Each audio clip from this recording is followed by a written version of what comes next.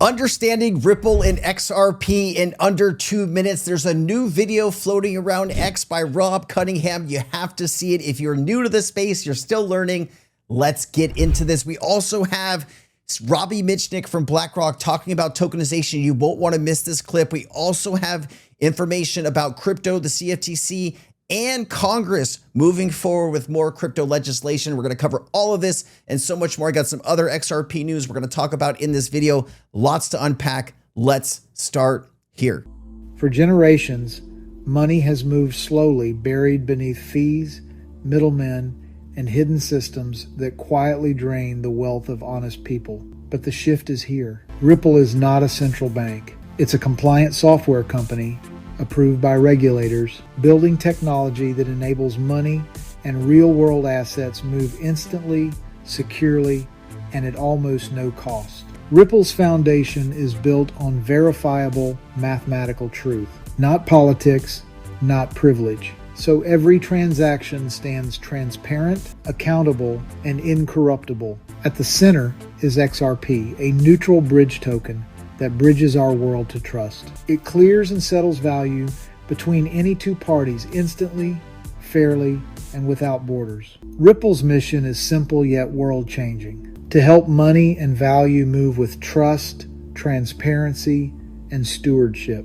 guided not by human agendas, but by immutable truth. When truth becomes the currency, trust becomes the dividend. Ripple moves real value at the speed of truth. Good 2-minute video. Obviously, can't really put a ton of stuff in 2 minutes. You could also add here Ripple's partners, Ripple's acquisitions, and of course, XRP's role on a global financial scale. The interesting part here is governments and regulators all around the world trust the XRP ledger. They trust Ripple. With over 24 CBDC pilots around the globe, you start to wonder, how big will XRP play a role in the global financial system going forward with tokenizations, with stable coins, right? With Ripple's custody solutions and their wallets. This is all going to play a vital key going forward. The Treasury business, all of these things are going to add up to trillions of dollars in value moving across the network. And that's where the true value and utility price for XRP will come from. All right, Ripple's custody service and transaction services through Ripple Prime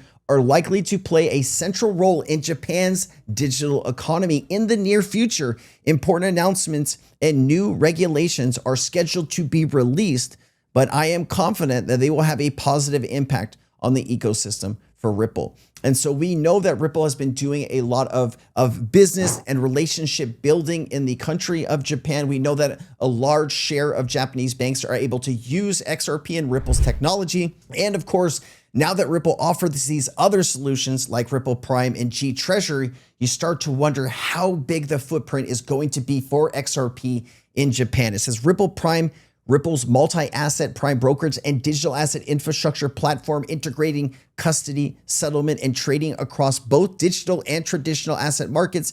After Ripple's acquisition of Hidden Road and subsequent rebranding, Ripple Prime is now being positioned as a bridge for large institutions to access crypto services, including crypto custody, cross-margining, and digital and traditional assets in Japan. Example here is SBI Ripple Asia has had a long-standing relationship with local banks and institutions supporting cross-border remittances and tokenized payment infrastructure. Major Japanese firms and banks are now increasingly integrated into XRP and Ripple services for settlement. And it says, of course, we've heard this number a bunch of times, with 80% of Japanese banks planning to use. I think this is 80% of banks having the ability, right?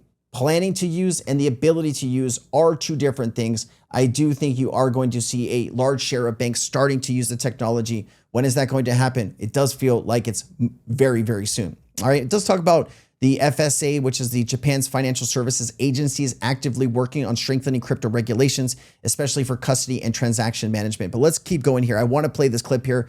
Robbie Mitchnick from BlackRock being interviewed by, I think, Blockworks, talking about tokenization here. Let me play it. It's all about taking the generalized value prop of tokenization, which has lots of exciting things, right? 24/7, real-time settlement, digitally native, global, interoperable, programmable, and saying, how do we deploy that in a given asset class in a way that creates material new value or utility for investors. And so in the case of BUIDL and in general, in the case of money market funds, tokenizing them has broken the paradigm that previously existed that forced you to choose between capturing full yield on your US dollar savings and having full liquidity. For the first time, you could hold US dollars in a tokenized money market fund. And then as soon as you needed liquidity to make a payment or settle a trade, et cetera, you could convert that to a stablecoin. And that, I think, is a really powerful value proposition. That's why this asset class, far and above any others to date, has seen real growth and adoption in tokenization. So now the question is, where do we go next? And a lot of it is going to stay in this category, right? Because there's lots more to do to be able to open up access and serve more and more clients and investors. But also it's about figuring out what are the second and third, next most viable asset classes where you can use tokenization to drive real utility, to expand access, to create an incrementally distinctive level of value for users of that. And that's the journey we're on now. And that's the journey we're on now. Remember, Larry Fink, the CEO of BlackRock, has weighed in and says the future of the stock market, the bond market, the derivative market will be via blockchain, will happen through blockchain and the tokenization of those assets, moving seamlessly 24/7, 365, anywhere in the world. That is the new financial system. And when you own a XRP, when you own an Ethereum, when you own a Solana, whatever it's going to be, that is you owning a part of that infrastructure, right? That is really kind of democratizing all of this and giving the power to anybody that just has the information to participate. And that's why they say leveling the playing field. Woohoo, that was spicy. I like that. All right, major milestone, Bitwise Investments.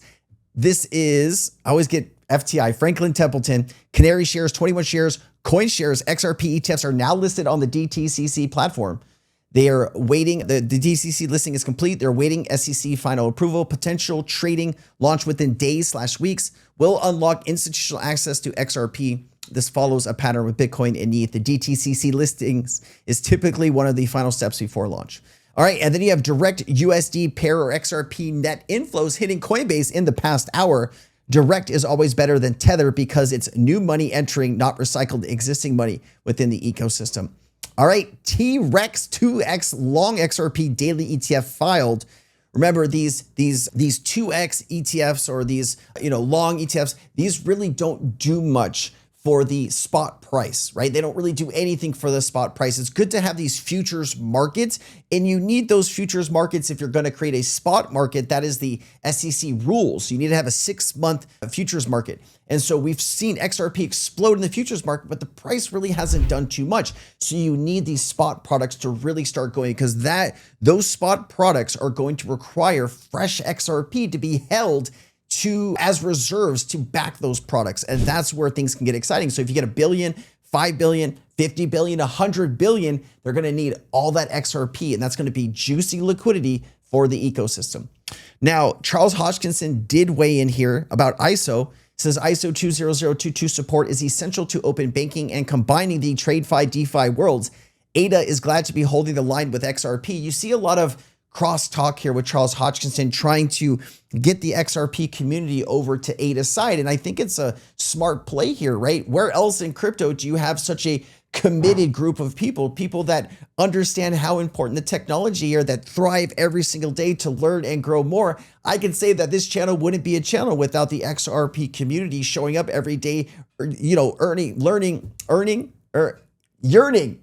I went for yearning for more education. I screwed that up. All good. Let's just continue. ISO 20022, the new global banking language. What's changing? Enriched messaging, greater interoperability, infrastructure opportunities. And of course, some of these assets will be used on this global scale. Remember, ISO doesn't have anything to do with crypto. It's just a new messaging format. I just did a video about ISO about 2 days ago. If you're interested, it is on my YouTube page. All right, so Caroline Pham, who I think should have probably stayed at the CFTC. She's done an excellent job.